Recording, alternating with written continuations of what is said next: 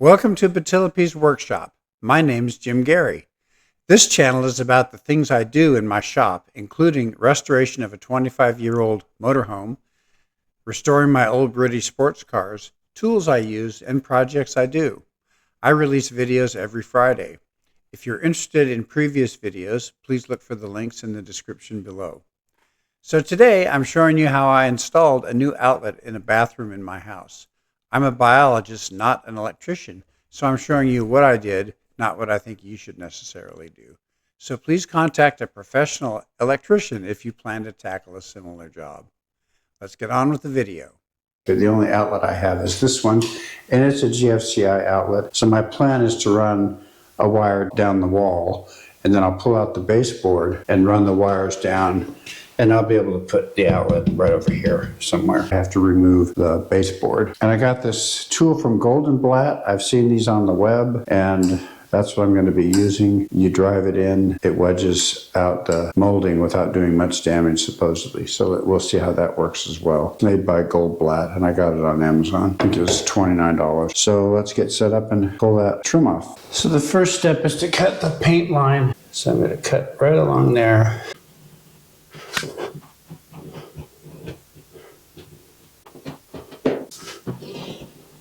I'm going to start from this end. I know there's probably a stud there.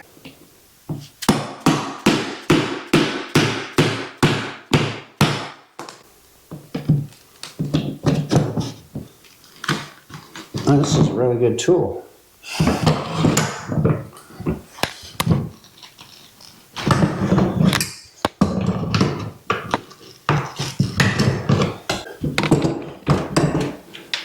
It's all one piece though. That's nice.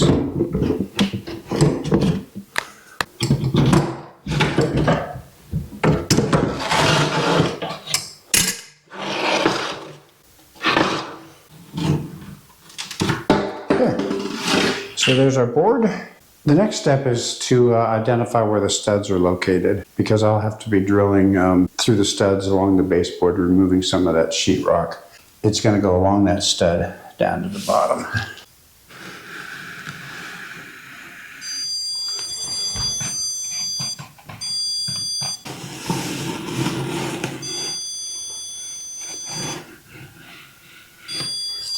There we go. Work my way back.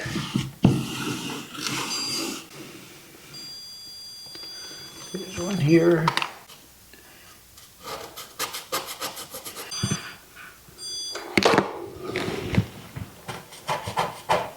So I've got all my studs marked out.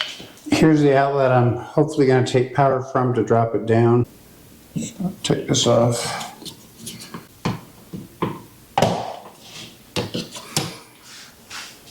As always, check the power. Got power. So I'm going to go out to the circuit breaker and turn it off. So as you can see, it's off. So let's just pull this out and see what we've got. Again, with a fairly new house, because everything's wired according to code, so there's plenty of wire to work with in here. I want the new circuit to be GFCI. So I got my lit magnifying glass so I can actually see what it says. So this says load on this side, line on that side. So that's the incoming wire, and that's the outgoing wire. I can put the new wire attached here, and then to the ground with a pigtail, and I think we'll be okay. So I was able to pry the plastic tabs apart. I think I can just fish the new wire down into there. You can see it, and then I can just squeeze those tabs back so they'll lock back on the wire. That way I won't have to take everything out. Straight down, so we know the stud is here, and I drilled a hole just with the hole saw right here. So the wire should be able to come down here. And now I've got to drill a hole sideways through so I can get the wire down around that corner. I'm using a 3/4 inch spade bit just because it's an old one, it's cheap, and if I hit a nail and wreck it, it won't really matter. There's a nail in there. Huh. I guess I could have made the hole up higher a little bit. Let me try that straight into the hole.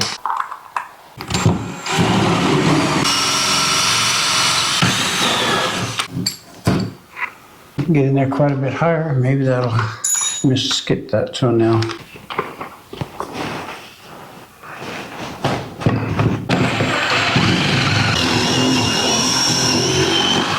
There. there. So you can see I got the wire right here. So what we're going to do is pull all of it out before we try to pull it around the corner. So I'll go ahead and do that. So now you can see the plastic tabs. I'm just going to push them over to kind of lock that wire in as best as I can. There. So now that, not that anything's going to pull it out anyway, but theoretically that's what you're supposed to do. Everywhere I marked a stud, I've got to drill a hole on to the left of the stud so that I can drill the hole through the stud. So I'd say about here. Drill through the stud.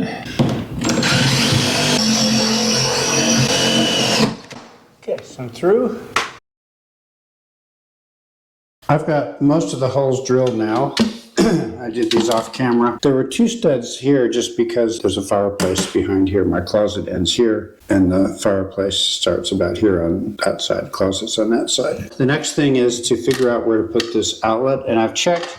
In this house, the outlets are 16 inches above the wall, which would put it here. And in this case, I'm going to put it a lot lower because I just don't want it to be that obvious. I'm not going to put it too close to the corner either. No reason to. Could cause complications. I think it's going to go about here.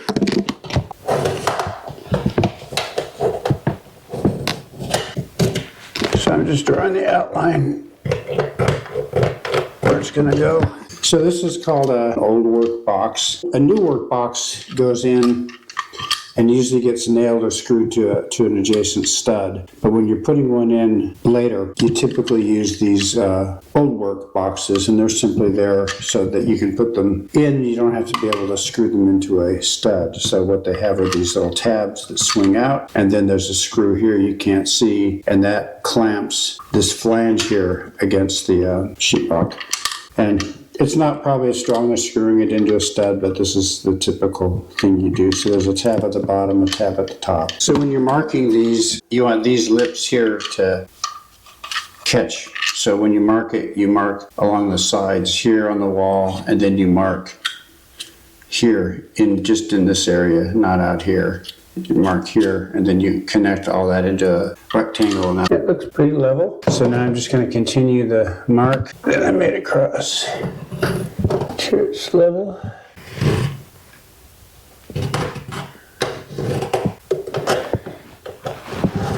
There. Okay, that's good. And we'll use this. This is my Dremel Multimax. There's a million brands of these, but this seems to be the go-to way to cut holes in sheetrock. So that's what I'm going to do.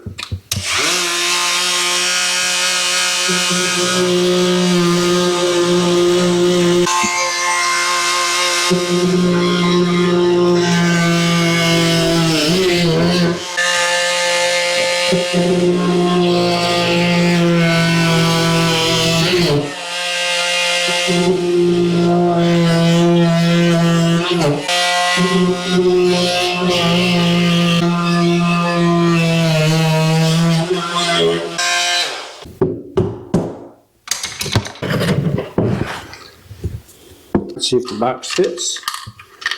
The tabs in. Now it fits nice and snug. So the next step will be to snake the wire all the way through. There it goes. Okay. Can I find it at this end? Yes, I did.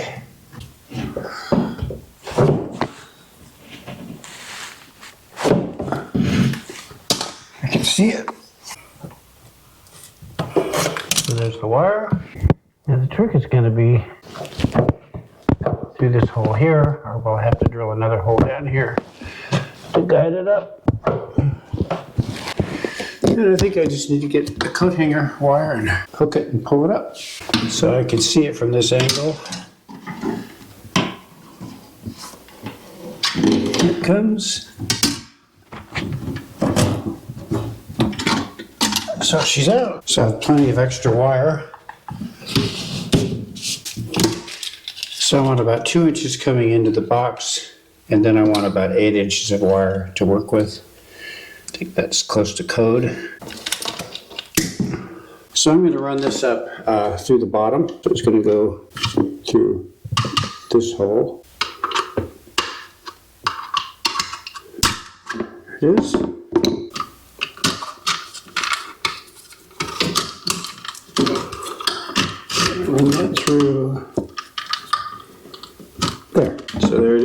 So we can go ahead and wire that box. This is a semi-modern outlet, so you could put a loop in the wire and run it through here, or you can just put it back behind here with a 1/2 inch strip and then screw this down and that'll tighten it up. And that's my preferred method. Some of the older ones have a stab in where you just stab it in a separate hole, and I don't ever use those. So one side's copper screws here and the other side's silver screws, so the black goes on the copper. You don't want the insulation to be underneath.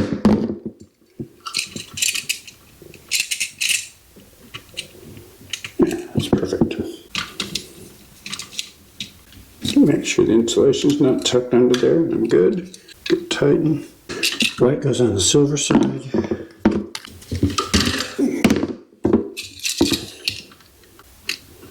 It's all the way in. There's no insulation underneath. Good and tight. Then lastly, this has to have a loop.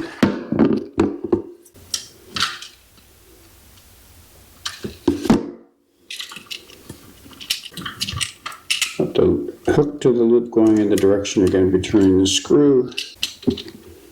You need to tighten it first. It's the ground.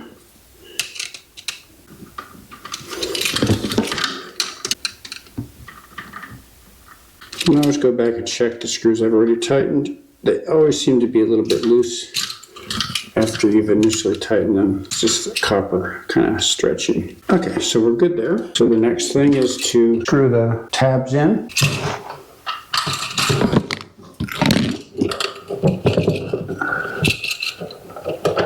There we go.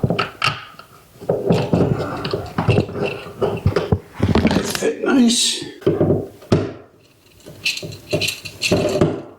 That's good.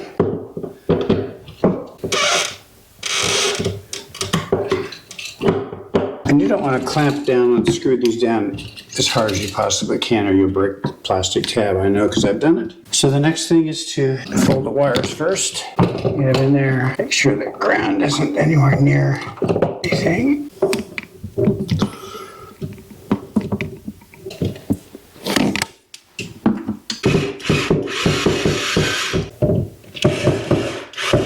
Oh. I just noticed I put it in backwards. Doesn't really matter, but I want it to look professional, so we're going to take it out. Put it back in right.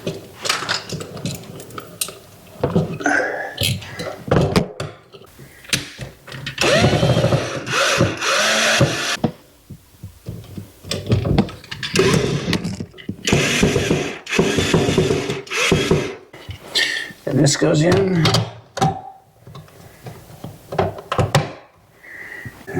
Little screw. And electricians always put the slot for the screw vertical, so I'm going to leave it vertical. That's what it is in the rest of the house. So I've got to cut this off. Then I can shove it back in the wall, crimp it down again so it doesn't move. Turn it sideways, that'll lock it into place. Okay, so we're good there. Double check, no power. Okay, so all that's left on this end is to connect the wires from the new circuit, which are here. And this is the load side. I checked with a flashlight to be sure it does say load. And I've already stripped these down. There. Yep. Nice and tight. And here's the neutral. Same deal. Nice and tight. Now the ground has to be attached to this ground. The ground for the new outlet has to be attached here, so I'm going to cut this here. It's in the middle. I just love the way it goes. Haven't used a regular old-fashioned wire nut since these things came out. So you could see in the box when it reaches all the way through, then you snap it shut. The last one. Okay. So those are set. So the only other thing I have to do is connect the incoming power, which is up here, and it's the same deal, power. So, okay, so that's in. Then the neutral goes on this side. Then I go around and check everything again. Let's just test it and make sure everything works. So here's the line. I'm going to go turn on the power. So with the power on, both lights are on, so that's good. I don't want to touch any terminals, so I'm going to be very careful here. There, that one's on. So now let's go over here. Yep. Top and bottom both check out. So I'll go ahead and turn off the power and get this box assembled again. Turned off the circuit breaker and the power is indeed off. Actually, I think I'll leave this as a handle. Might make it easier. And it's always hard when you have this many wires in a box, but they put in nice deep boxes. And the trick is you want to fold everything in so it fits fairly decently, and you don't want ground wires to get anywhere near a hot wire. It usually takes quite a bit of force. I'm sure a professional electrician is better at it than I am. There we go.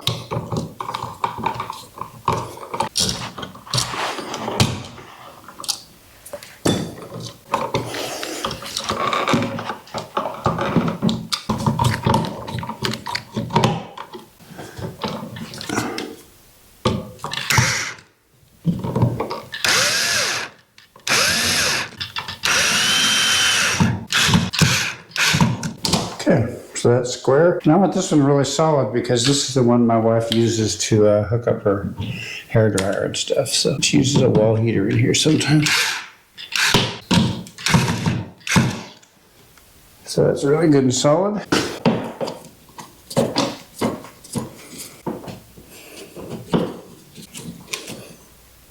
Okay, and I said these all go vertical, so that's what I'm going to do. Okay.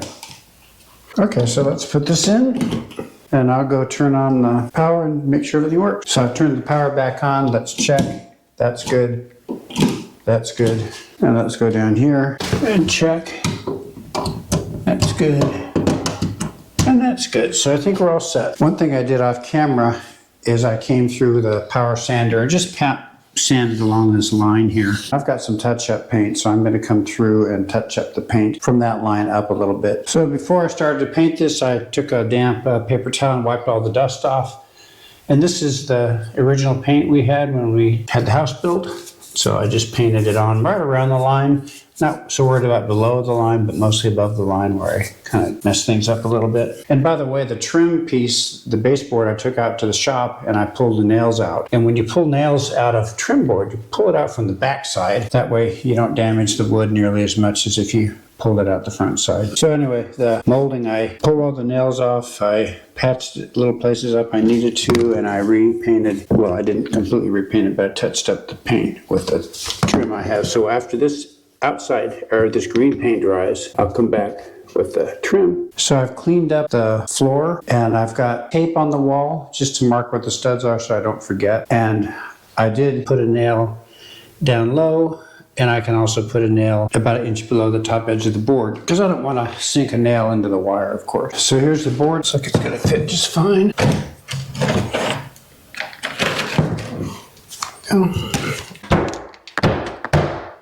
So now I'm going to put 1 3/4 inch nails, an inch from the top and also an inch from the bottom of each stud. By the way, I reviewed this nailer just the other day.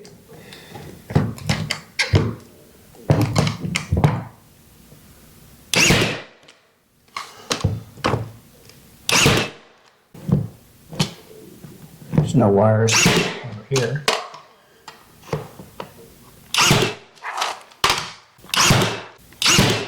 So here's where the wire comes down. And along here, I'm going to just put one right at the top and another one at the bottom.